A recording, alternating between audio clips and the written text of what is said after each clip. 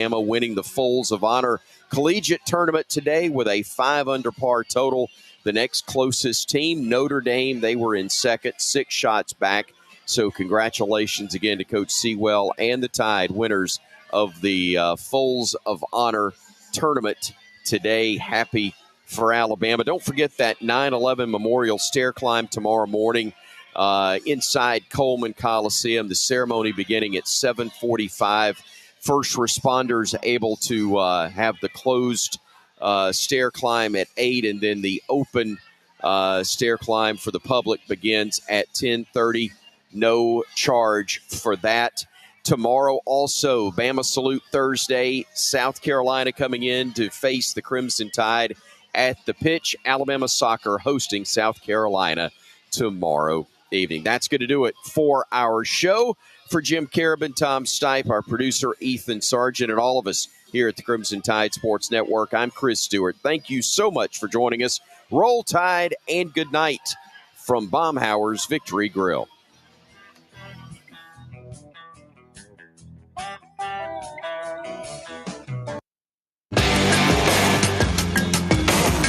Live from Baumhauer's Victory Grill in Tuscaloosa, Alabama. Hey Coach and the Kalen DeBoer Show has been brought to you by Alpha Insurance. Auto, home, life, business. Alpha Insurance covers it all. AlphaInsurance.com. Also brought to you by Ford, proud partner of the Crimson Tide. Baumhauer's Victory Grill. Make Baumhauer's Victory Grill your big game headquarters all season long. Toyota. Visit your local Toyota dealer today. Toyota. Let's go places. And by Bud Light. Bud Light. Easy to drink, easy to enjoy. The preceding has been a Learfield presentation of the Crimson Tide Sports Network. When you call most roofing companies, all you'll hear is, you need a new roof. Not when you call Fleming. At Fleming Roofing and Restoration, we're focused on your needs, whether it's an easy repair or a full roof replacement. Folks around here have trusted Fleming since 1965 for all their residential and commercial roofing needs. And as the area's storm damage experts, Fleming knows all the ins and outs of the insurance claims process. Log on FlemingHSV.com to schedule your free estimate today. Fleming Roofing and Restoration. We show up. Tom Abraham here for my friend Mike Owen at Owen Home Appliance Center. You know it's hot outside, so cool down with an upright or chest freezer in stock at Owen Home Appliance Center. And don't let those beverages get hot. Get an under-counter ice machine with a built-in pump for just $12.99. Or how about a fridge out by the pool or in the garage for extra cold drinks? You can get a scratch and dent 18 cubic foot refrigerator for just $3.49 while supplies last. Go to OwenAppliance.com to learn more. That's OwenAppliance.com. WZZN, Union Grove, Huntsville, Alabama. Alabama! Your home of the Crimson Tide Sports Network. Well, welcome. We're here today to celebrate a tough team, a storied football program. This year's Commander-in-Chief Trophy winners, the Army Black Knights. We're also joined by Army football's biggest fans, Bill and Steve of the radio show Crawdads Countdown to Kickoff. Well, thanks for making a trip from Alabama.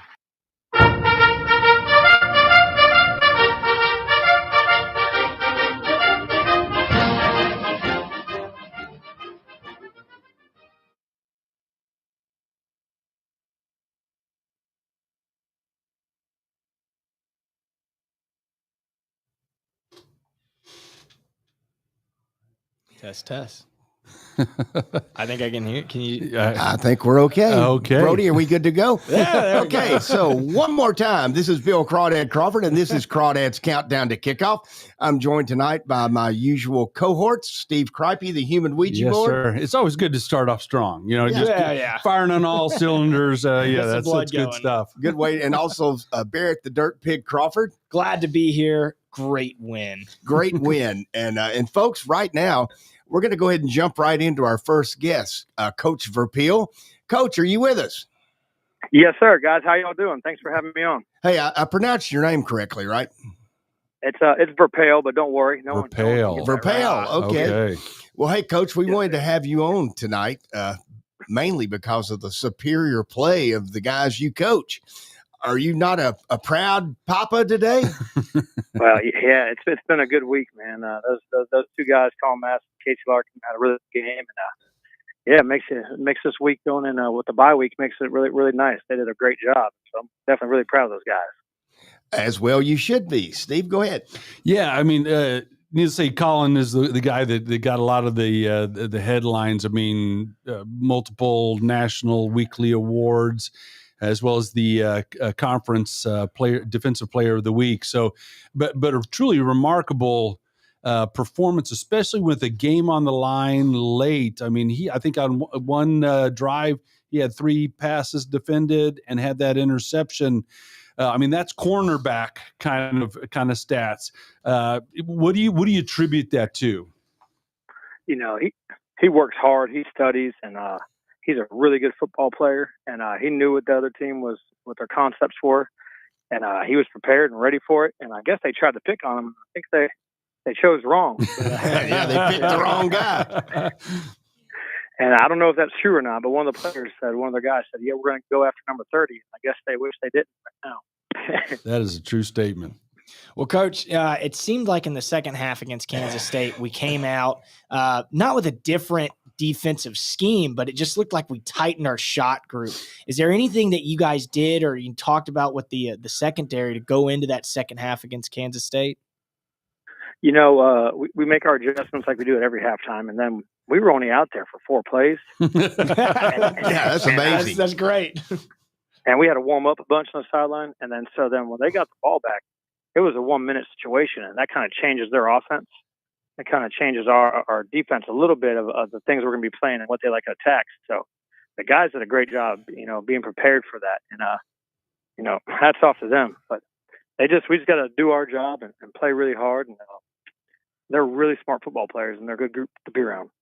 Hey, Coach, a question I have on one of the plays that I thought it was called incorrectly, the long pass where Matson broke it up, and I would have stood in front of a train thinking that was a fumble. Was in your opinion, was that a missed call, or was that really an incomplete pass? Well, I mean, on the replays and everything, it looked like it was definitely a fumble. But you know what? I guess that went to headquarters, and that's what they get paid to do. So we just, you know, maybe they wanted the game to be closer. I'm not sure, but you know, the next play, I thought it was a fumble. Everyone thought it was a fumble, but that's what those guys, you know, they have those replays and they go to their headquarters. So they probably saw something we couldn't see on TV, though. Yeah. Well, they should, instead of going to headquarters, they should come down here to Huntsville to the Army fans. We get the calls right every time. We're completely unbiased. Yeah. So we've talked about Larkin and Matson. I mean, they had 11 tackles between them, all of which were solo. But talk about what's behind those guys as you look at the 2 deep.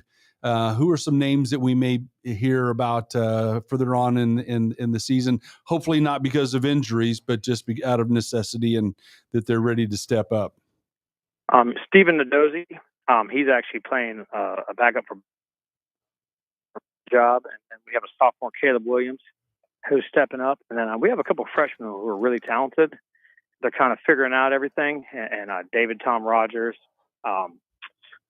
Larry Pickett Jr., these guys, you know, it's kind of like everyone kind of waits their turn in the system. If you look every year, you know, I've been here 3 years, and Q Hammonds was a senior, was all conference, and then Max was last year. Colin Madison was a backup last year, and now he's a senior. He's doing a great job, and it's you know, it's kind of the process they go through. But we have a bunch of younger guys who are getting reps, and they're ready when their number is called. They got a good senior group in front of them. Outstanding. Well, Coach, you know, reading your bio, it showed that you used to work with Coach Monken beforehand, you know, before becoming the safeties coach. Going into this Kansas State game, it looked like everything Coach Monken was doing was for a reason, had a purpose and with a fire in it. How is working with him and kind of, you know, getting his head coaching philosophy ingrained in the Army football team? It's awesome. I mean, it's my second time being here, and I love working for Coach Monken. You're not going to find anyone better. And he knows how to win, and he knows what it takes to win at Army. And the message he preached to our staff and to our players, and he's spot on. He's dead right. What he says, he's right. And our guys practice that way. They believed in it, and it showed up. And he talked about the turnover battle. and winning that. And, our record's 53-3 now. And Wow. just the point of emphasis on the details. And there's a reason why he's won so many games and what he does. But coming back here and working for him, it's been awesome. Just because I don't think there's anyone better that in the country that knows how to win and hires good people and then holds them accountable. And it's a special brand of football here at Army West Point. It's different than the other schools in our conference. He knows what it takes to win here. And the kids, they believed in it, and we followed through with the plan. So it was really awesome. Hey, Coach, I know it's always nice to be able to say something like this, but, we were all a bit nervous, 17-point underdogs, and Army came out and played like their pants were on fire. Going into that game, when you scouted K-State, especially Goldilocks, the quarterback, did you guys know that this was a team you could beat, or did it just happen to work out that way? Or we thought if we played our game and did our job, we could win. Yeah. And I think we feel like that with everyone. But we knew the quarterback was really explosive, and they had a really good system. And it was kind of scary actually watching the film. And our guys just stepped up. And it's when you play complementary football, and they lock into the little things, and you take away what they want. We knew he was certain things he liked and didn't like, and don't give him this and that. But it was actually very scary watching the film. A Tuesday's practice, if you'd have told us we were going to win, and we got better and better throughout the week. It's college football is funny, isn't it, guys? Yeah, that's why they play the game. Unpredictable. Yeah, I would think coming off of a huge emotional win to a Power 4 conference team, you'd love to just get back there out on the the playing field on this upcoming Saturday, but you got to buy a week. So what do you do with your players to maintain that level of intensity, not to lose that momentum, have it carry through this weekend, and as you get prepared for North Texas, to maintain that level of momentum and intensity? Well, I think you have to take advantage of it and try to recover and get healthy. But also, we talked about today, self-evaluate, self-scouting. What do we have to get better at? And understanding what we're good at and who we are. And then just challenging the guys. And they handle themselves like professionals, and they understand that. And we picked out, hey, what are 2 or 3 things we're trying to get better at this week, and the purpose. And I'm very thankful, at least the safeties group, man, they're awesome. They come out every day with a chip on their shoulder. And, I think you just got to find ways to make sure we're continuing to get better. Because every team we play, we got to be on point. Because if you mess up back there, it's touchdowns. And I think they understand that. Yeah. And coach has been challenging. Coach is he's going to challenge them. He's going to hold everyone accountable. But we also got to be smart and take care of ourselves, because we had a quick North Texas who's really good and a quick turnaround. So the kids are awesome, and they get it. They're mature. Wow. So it's not that hard. Oh, well, hey, Coach, high stakes game there in the fourth quarter. Colin Matson makes that incredible, interception to kind of seal the victory. And we were watching, that's the only replay we've been watching over and over and over. And you notice that he just slides. He slides down right there instead of trying to go for, the touchdown. Yeah. And he had space. He had space. Yeah. He had the room. Is that something that you guys teach the players and, hey, look at the clock, look where the game's at, and see, assess the situation? Or is that just he's just that great of a player? He just knew exactly what to do. That's something Coach Monken harps on, and situations, analytics. And if you get a turnover, and we do a 1-minute drill every day, so that's something that we practice. And he's heads up, and he understands too. Because if he would have kept running, then he might have stayed in Kansas and not came back. But yeah, incredibly mature decision. Yeah, that one. Yes, yeah, and it's they understand that's team football, and the clock's out, and they can't win the game. So it's funny because that happens a bunch. So when we do these drills versus the offense, the coach puts us in scenarios. Says the first time you get that, you're not going down, you're going to score. You're a human being. But after doing it a couple times, you're like, if you do not go down, you will not be here anymore. Well, hey, he did the right thing, and that was a heads-up play. And, Coach, I got to quit. The 3 of us are all grads, and we know that life at West Point is not just a bed of roses. It's pretty hard. And I know it's really hard on football players. I roomed with a couple, and I had to shake them awake almost every morning. They were so worn out. So take us through a open weekend where, you've got, I think, North Texas and Washington State on TV. Does the team get any time off? Do they get a little break, or y'all just go full bore? No, we cut back some at practice. Coach Monken and Coach Hughes and the staff talks about, trying to stay healthy. And then we practice Tuesday, Wednesday, Thursday, and we're going to give them off Friday and Saturday, kind of get away, decompress, see their families. And then we come back Sunday, game week, ready to roll. And I think it's important when you play a season this long to kind of get away a little bit. But all of our guys will be watching that game, and they'll be in a group chat sending stuff and cadences and all that. But the coach gives them time to get away, and I think that's really awesome. Coach, I mentioned earlier, your safeties had stats that would be the envy of many cornerbacks out there. So how do you and Coach Dixon work together in terms of preparing your guys, and where it's not, okay, you got the safeties and their pipeline, and you got the cornerbacks. How do you get them to mesh everything from defensive schemes to just instinctively knowing what the left and right are doing? I think it's awesome working with Coach Dixon. He's a phenomenal coach. And the safeties and corners have to be on the same page and do a good job meeting throughout the week and getting our guys to understand, hey, we have to complement each other. Here's what this team likes to do. We can't give them this easy access or so on and so forth. But obviously we meet together and we practice together. And Coach Dixon, I think, is probably one of the best coaches out there in the country. And I've known him for a long time. We grew up an hour away from each other. Wow. I watched him growing when he went to Florida. I was coming in high school watching him, and I've known him for a while. So we got a good working relationship.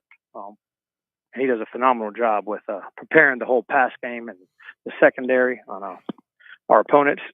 So it's actually a pleasure and really easy to work with him. And he's been here so long, he understands how this place works and what we need to do to win here compared to other schools. So I'm very lucky and blessed to work with him. That's fantastic. Well, hey, Coach, that's a good segue into a question I like to ask all the coaches. And tell us a little bit about, I know you've had a few coaching stops in your career, one of them being Army, but tell us a little bit about the difference between coaching at Army and coaching at other colleges. Well, kids are still kids. They want to be coached, held accountable. Army, what we have here and how they're treated at football is big time, but just understand the academic load and the other stuff that they go through. But they love football here, and they want to get better, and they want to be challenged. It's actually, there's not a better job in the country because they're not complaining about NIL. They're all about winning and team.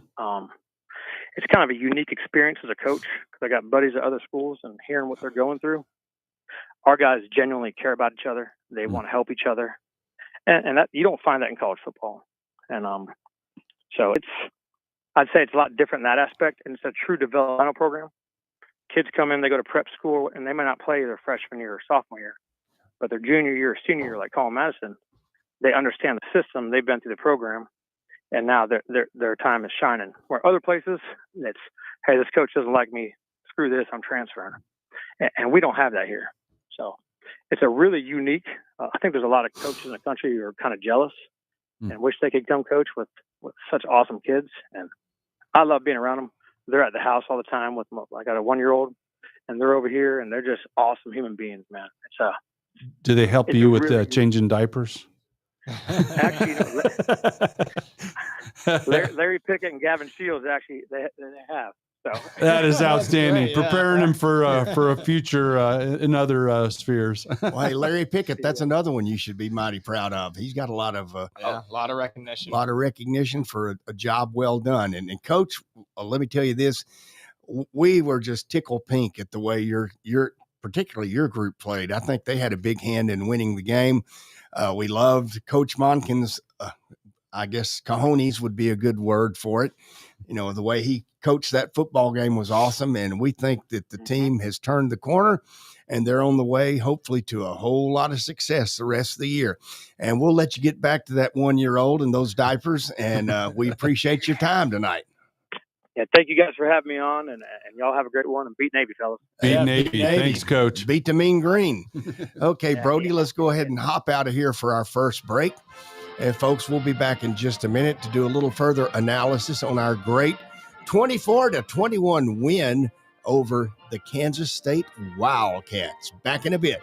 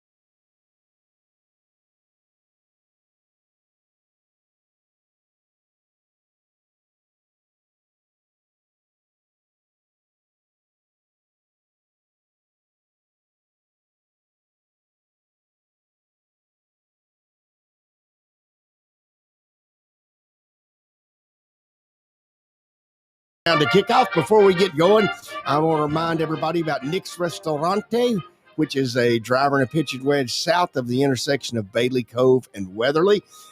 Tom Chapman, the owner now, opens up Saturdays at 2 p.m., has a very decent little buffet out there. Decent? Well, that's very good. That's a compelling. Yeah.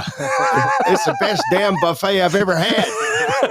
and it's not that expensive. So, and just recent testimony, wife and I and daughter and son-in-law went out to eat there this past weekend and just had a fantastic time. Food, as always, just great. Service impeccable. Great wine list. It was interesting. I didn't even know it, but you were on one side of the restaurant and I was on the other. Oh, were you really? We contemplated going over there and having a cigar to in the evening. I wasn't there that late. Okay. But enough of that. Y'all go visit Tom Chapman down at Nick's. Let's talk a little bit about the game and the good, the bad, and the ugly. Guess what? It's all good this time. And I'll start us off with. I don't know. Go well, that far. But. There's maybe one little bitty thing. But I'll start off with my good, and my good is Coach Jeff Monken and his coaching that game. He was absolutely, I thought, just brilliant. Yeah, his whole, you got 4 downs to get a first down mentality. He lives by that, and I'm sure, from a defensive coordinator standpoint that's opposing him, you've got to factor that in. Mm-hmm. How do you handle those 4th down calls and that? And I tell you what, as a defensive player that's opposing that, there is nothing more than disheartening than to get them to the 4th down and they come back up there with quarterback. Oh yeah, under center. Oh really? We're going to do this 6 out of 7 times. 6 out of 7, which is just that's unbelievable. Crazy. So give you a good, Steve. After being a -3 on turnovers against Tarleton State, which I think was the primary reason we lost that game. To get back on the positive side, come away with some turnovers, I thought that was fantastic. And and again, it's a combination of just good coaching and great execution by the players, and taking, what was your little catchphrase, where luck meets opportunity? Luck is where experience meets opportunity. Yeah. So, that all came together, and it was good to see us come up on the plus side and not put the ball on the ground or put a pass in the opponent's hand. No, I agree. My good is if I could have, a sign that said D and another one that said fence, it'd be the defense. What was the time of possession Kansas State had in the second half? 3 minutes and 1 second. 3 minutes. Wow. Well, don't forget the 1 second. And the 3 1 second. minutes. I think our defense stepped up in a huge way and prevented, as you call them, Goldilocks from making the big plays and stuff. So I give a huge shout out to the Army defense. Yeah, so the one bad thing about that little stretch was it was hard to find a time to go to the bathroom. Yeah. True statement. But to put that in perspective, that is the fewest time, or the lowest time of possession by an FBS team in a half in 15 years. So that's otherworldish. Kind of stuff. Yeah, they had actually a grand total of 4 plays, and that was it. Yeah. And I'll tell you the thing. Sometimes you watch a football game and you say, "Oh, I've never seen that before." And on the kickoff of the second half, where our kicker kicked, it was an onside kick, right? No, it was not an onside kick. He just line drived it into the upper right thigh. It was supposed to be a squib kick. Right. They fully expected to be out there, one of the up backs to grab it, but they didn't want to give up another big return. And again, that was one of those things where experience meets opportunity and you get a little luck. Yeah. And we got the ball and we scored. And I think it was a big momentum shift too. We had already gone up, and the kickoff return that Kansas State did to get a touchdown and the 2-point conversion, you're kind of looking at the game like, geez, that a huge wasted opportunity. What are we going to do? I think that's, getting a lucky onside, quote unquote, onside kick just to get the ball back, scored again. Wow. Oh yeah. Just wow. And if you sort of picked up on the body language of the Kansas State's defense, it was like, really? Yeah, we got to go back on the field. We got to. We just got worn out on that last drive, and you're going to send us back out there. Come on, special teams. Yeah. So yeah, that was just that was fantastic. But I thought overall our defense. I think Nate Woody dialed up a great defensive scheme. They made the appropriate halftime adjustments, and again, Defense wasn't out there much after halftime, but I think, a lot of the bend don't break. I think there was the potential, and I think just from a coaching and motivation standpoint, you think about it, we're going through almost the entire half, defense fighting, tooth and nail, yet we're down by 13 to nothing. We're pitching, they're pitching a shutout at this point. 2.5 minutes into the first half was when we finally scored. But I think, from a coaching standpoint, to keep the defense in there, keep the offense focused, we're going to get some points on the board. To me, just you think about coaching, leadership, and motivation, that all came together toward the end of the second half or first half, and that clearly carried over into the second half. Okay, one final good for me before it's a kind of hidden nugget, I think, before we get out of here for break, is, our kicker, Dawson Jones, he had a pretty much of a roller coaster ride in our first game. And in this game, he had almost the exact same kick that he did not make in Tarleton State. He had no hangover from it. He showed good poise, and he kicked it right through the goalpost. Yeah, he's back in the swing of things. He's back in the swing of things. So now we're going to go ahead and get out of here on a break. No bad to talk about in the ugly. Well, we'll kick off the next segment with some maybe not so good. Yeah, maybe some not so good. All right, this is Crawdad. We'll be back in a minute. Remember, our phone lines will be open to you, the hoi polloi of listeners out there. 256-576-4977. Give us a shout.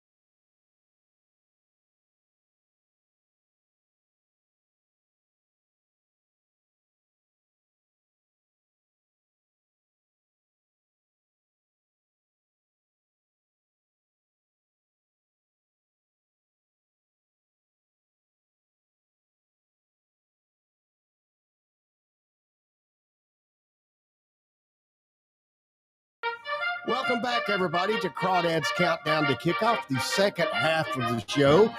I know you're listening to the commercials during the break and you hear all about our great sponsors. Please support them in any way that you possibly can. If it wouldn't be for them, we wouldn't be here. So give them as much love as you can possibly do. And now we're going to go ahead and take our first caller. I do believe we have Joel standing by. Joel, are you there? Yeah. Hey, we start the conference play September 20th, and I was wanting to get you guys, the three of you, your take on how's it look for conference play for Army this year, keeping in mind we won last year. Well, Joel, you are hit on something that we talked about over dinner tonight. And Steve, you want to lead us through that little discussion? Oh yeah, and it's a great question right now. Overall, our conference, the American Conference, I think is the best Group of Five conference out there right now. Sun Belt may be sneaking up behind us, but overall, to me, this couple of stats that are telling, there are only 2 of the 14 teams that currently have losing records. And we've got 5 or 6 that are undefeated at 2-0. So this is turning out to be a really strong conference. And I think, as we break down the schedule, you can look at some games that we thought, oh yeah, that's a W a month ago, and we're going, okay, that's probably going to be playing really close. So I think we've got a tough. Tulane's going to definitely be tough. East Carolina. UT San Antonio, even though they're 0-2, they've lost to a couple of pretty good teams. I think they're going to be tough. So we've got some really tough, opponents, conference opponents on the schedule. So I think all in all, I mean, the short answer is American Conference is a very respected conference, and we've got our work cut out for us. And UAB, hopefully we beat UAB, but we will we'll see you down there, I think, at that Yeah. game. No, so I think too, with the American Conference right now, you got USF, Tulane, you got us, you got Navy, you got North Texas. I honestly think the winner of this conference is going to get one of the bids into the college football playoff. I mean, we're just that strong. We're looking really good in terms of conference, how the conference is doing. Well, if you remember, Northern Illinois beat Notre Dame to open the season, and they played for the championship. So that's a good question, Joel. Appreciate the call. I guess Joel, he is gone. Yeah, he was listening. Yeah. Okay, I think we got another caller. Kyle, are you there? Kyle, are you there? Come in, Rangoon. Crawdad and Company, this is Kyle. How you read me? Hey, Kyle. Lima Charlie. We got you very good. So. All right. Same here. No, calling from just outside our lovely nation's capital. And hey, kind of a question right down Coach Joe Ross's alley, but just talking psychologically, looking at, obviously, that was a big-time win on Saturday, but the week before that, I mean, psychologically, that was a big-time loss to Charleston State and an FCS team. What does the coaching staff have to do to keep the team focused between the years, within the helmet, to really just keep that momentum going from week 2 and prevent, a similar situation of just really getting knocked back like the team did in week 1? Well, in my opinion, I think what we just heard Coach Verpaele say was that one of the things he did, which I think is a smart move, is he gave those guys a little break. Yeah. They get to spend some time with their family this weekend, decompress, bask in their glory, and then they're going to hit the ground running Sunday. And I have a lot of faith in Coach Monken and his staff that they will not let these people backslide as they. And I think, to your point there, especially going from the Tarleton game to Kansas State game, sort of on the rocks emotionally coming out of a really tough loss. But I think I think they had some specific things that they could point to, that the Tarleton State had the advantage. They had a game under their belt.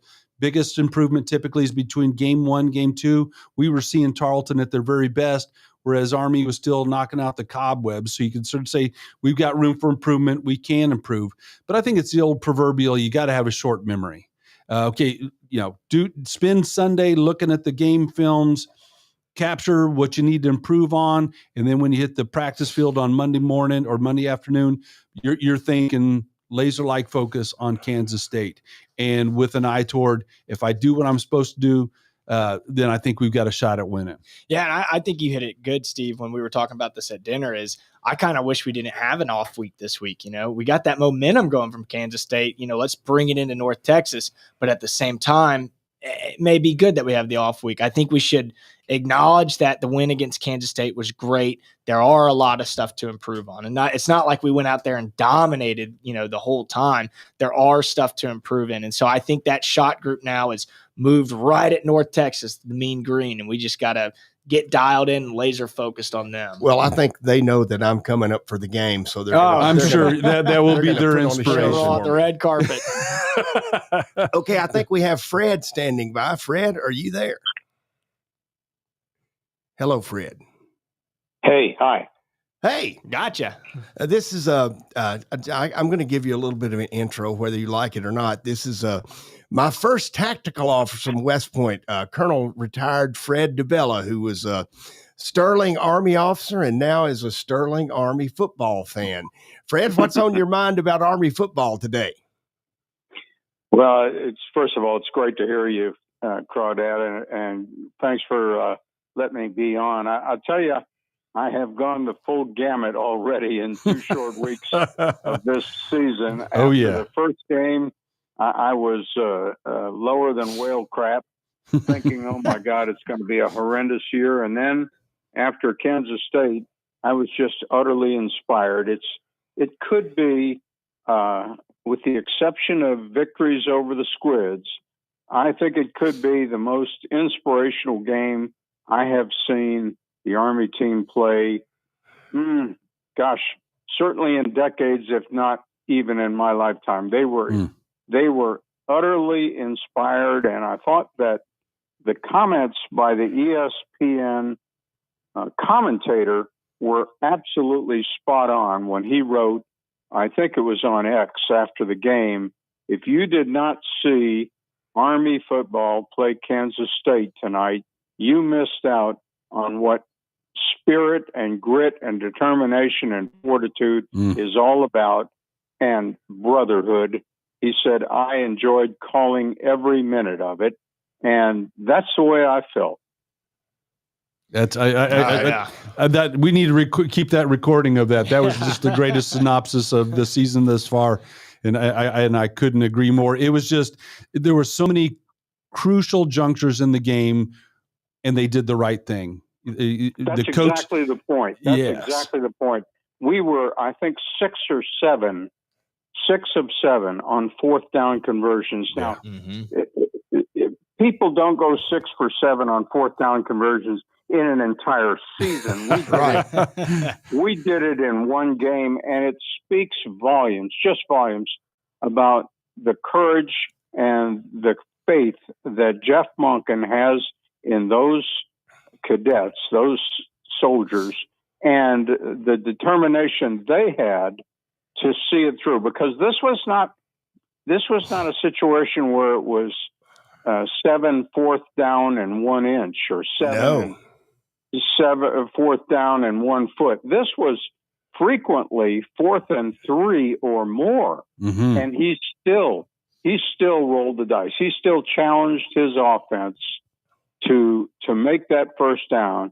And the most incredible call, I thought, was the last play of the first half. Oh, yeah. When we were near the goal line and could have kicked a field goal, and you could read his mind saying, nope, we didn't come here to make it close. We didn't come here to have a repetition of Michigan in the Big House or Oklahoma. We came here to win this football game. And they went in on an incredible play call, a roll right pass, and Helms, when he rolls out, I love it because he's a mini Bryson Daly with fullback legs. And every time he rolls out to throw it, I know in his mind he's thinking, where's my running lane? Where's my running lane? I'll get it. But he threw it anyway. And oh, by the way, anybody who thinks he's just a runner, I want to say, Bill, he had like 8,000 passing yards in high school or some ridiculous number like that. He's got an arm. He's got an arm. He can throw the ball. And by the way, I just want to add one final thing to the comments about North Texas. I am glad we have a bye week, and I'll tell you why. Yeah, we're on a roll, but we got some guys hurt, and we need Jake Rendina in that backfield. Oh, yeah. I love Cameron Smith. I love him, but he's not a Jake Rendina, and we need Fortner on the wide receiver. Yeah. He is the best perimeter blocker we have on that team. And I think even Paulo was dinged up a little bit. So we got to get some guys healthy, and this is the perfect time to do it. That's a great assessment. Agree, yeah. Yeah, and I couldn't agree with you more on your assessment of Helms. I will tell you, though, when I went back and looked at the film of that touchdown pass in the closing minutes of the first half, from a mechanic standpoint, he did everything wrong.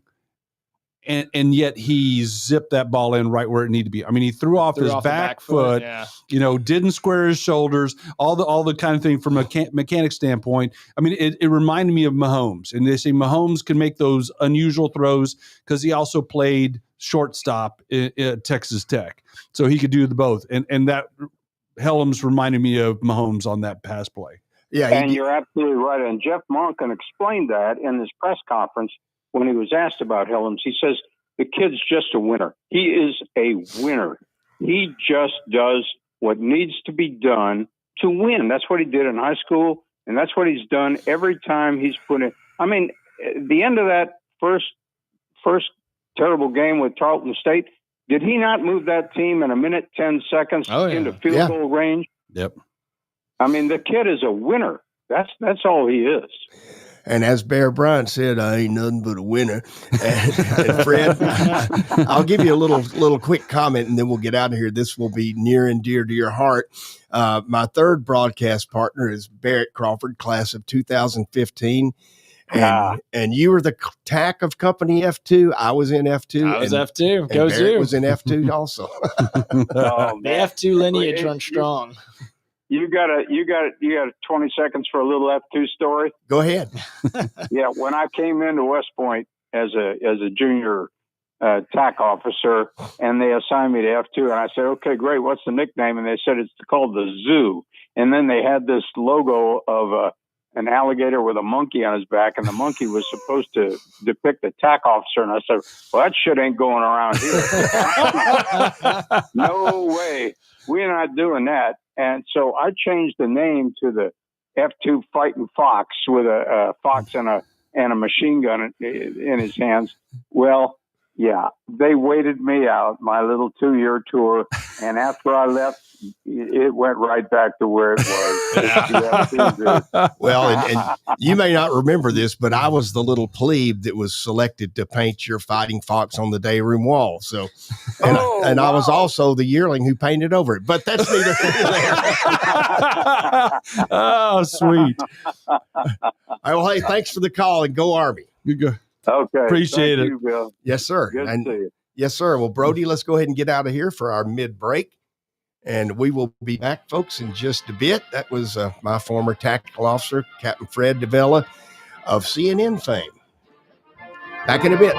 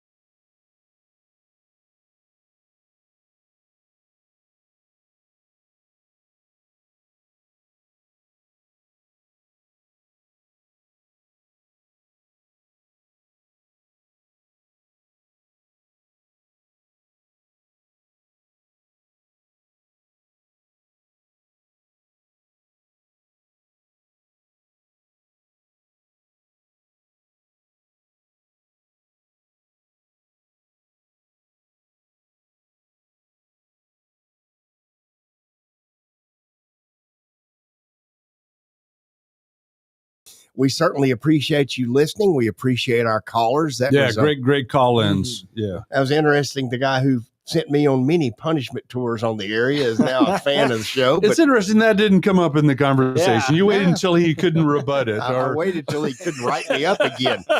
So, folks, we're going to close out with just a little discussion of how the rest of the season looks. But, guys, I have a question for you before we start looking at the individual teams we play, and that is sort of a philosophical question, and that is this. Is it more advantageous to us to play in the conference championship game or to not play it and go straight to the Navy game? So this is a highly debated question because even the SEC, and we might just have a little debate right here. And well, so if you're the Power 5 conferences, a lot of them are saying we don't want to play in the conference championship. No. If we get a good rank, we could just go into the college football playoff. I think Army, to have a shot at the college football playoff, needs to play in the conference championship game and win it. So I say yes. Okay, I'll with the dissenting view. To me, I'm all about loving some beat Navy. You know, and it is a tall order, and we saw it. It was Navy's second year in the conference. They won the conference championship, and we beat them in the Army-Navy game. Last season, we went to the conference championship, won, and then had to get right back out on the field. Meanwhile, Navy is doing a little R&R and getting healthy and came into the game fresh. We were a half step slow, seemingly on every play.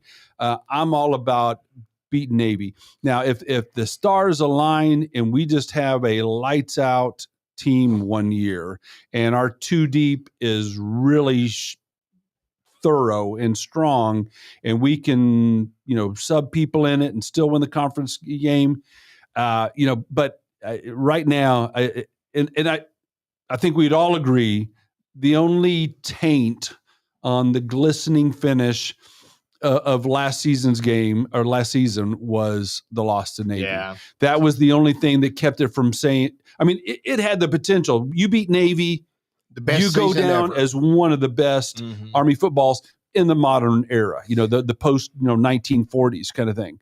And yet we fell short of that. And we all went into the off season a little bit like Eeyore. You have a point. Barrett has a point. I have the solution. And I think the solution is, yes, I got the solution. I think the solution is we being Army and Navy have to come to the realization that this does not need to be a standalone game all by itself on the first week in December. We need to treat Army-Navy just like all the other rivalry schools do, and that's to play that rivalry game as the last game of the season on Thanksgiving weekend. And yes, there'll be other games on. Oh my goodness. But we'll still be able to watch it. And we do that. And then we have a conference championship game where we can beat Navy and then win the conference championship. Yeah. I agree. And actually I've been arguing that point. And what drives me to that point is with the expanded college football playoff. I mean, we already had 3 other bowl games going on the same day. Now they were lesser, also ran not from a viewership standpoint, a big competition, but they had already encroached upon that. I think with the expanded college football playoff, there's going to be a whole lot of more games that weekend, and probably the opening round of the playoffs that weekend. We can't compete that. I'd love to go back to old school. I think my class was the first one not to have Army-Navy on Thanksgiving weekend. And so go back, I think all your 4 years, it was on Thanksgiving weekend. And I think let's take the Friday, sort of like we're playing UTSA this year. Take that time. I think given the status, we've elevated both of our games. Viewership's not going to be an issue. I think we can compete with a lot of those big programs in terms of viewership. Yeah, let's go Friday after Thanksgiving. Yeah, and we talked about it last season too, the potential that Navy wins out, Army wins out, and we have to play each other for the conference championship and then play each other again, for the Army-Navy game? Yeah. That wouldn't happen though, right? It needs to change. The times, they are a-changing. So, Guys, we've only got a couple of minutes left. Steve, give me your most important game in the rest of the year. Game? You can't go plural. Well, we could, but we got this thing called a clock. Yeah, we're up against. Let's set aside the Service Academy. We all know those are important. Yep. Many cases they're going to be a coin toss just because they're Service Academy games. So my other things that are on the bubbles. We've got 5 that I believe. Yeah, we're going to win those. But the ones that I'm on the bubble on, East Carolina is going to be tough, and UTSA is going to be tough. Tulane, we win that one. I'm going to feel like I did coming out of the Kansas State game. I think that's a tall order. Tulane is currently the only team in the conference that is ranked ahead of South Florida, who's been destroying their opponents, and we'll find out about them against Miami. East Carolina and UTSA. We win those. I'm feeling pretty good. Yeah, I agree, but I think it's Tulane and North Texas. I think if we can, a key game is beating North Texas in 2 weeks. That just kind of solidifies we got the team, we got the stuff. We handed Kansas State a loss, and now we've shown what we got against North Texas, and our season is still going. Well, they say all the football coaches say you take them one game at a time. Put your pants on one leg at a time. But as spectators and fans, we don't have to abide by that rule. No, we don't have to abide by that rule. But along those lines, I think North Texas is a must win. We've got to keep the momentum going. We got to see if Kel Helms is the real McCoy, and I'm going to be there. Damn it! So you better win for me while I'm in the stands. So, and I agree with that. I think we need to show that Kansas State was not a fluke. And to step up and hit stride, as though we had just finished off Kansas State, I think is going to be key. Yeah, but you see ECU and UAB, they're creeping up. I mean, they're showing to be tough competitors too. UAB is not one to sleep on. Yeah, exactly. And like I say, we got a strong conference here, and this our schedule is suddenly tougher than we were assessing it probably a month ago. All right, Steve, how many days? Sir, ma'am, there are 93 and a butt days until Army beats the hell out of Navy at M&T Bank Stadium in Baltimore, Maryland. Woo. How in the world do they expect people to remember all these stadium names? So, folks, we're going to get out of here. And as we do, I want to tell you what we always say, and that is this. No matter where you are, no matter what you're doing, please know that there's a soldier, sailor, airman, Marine, member of the Coast Guard, and also the Space Force that's out there standing a watch so that you can enjoy the life you live in this great country and the freedoms we all cherish. Go Army. Beat Navy. This is Crawdad out of here. Back next week.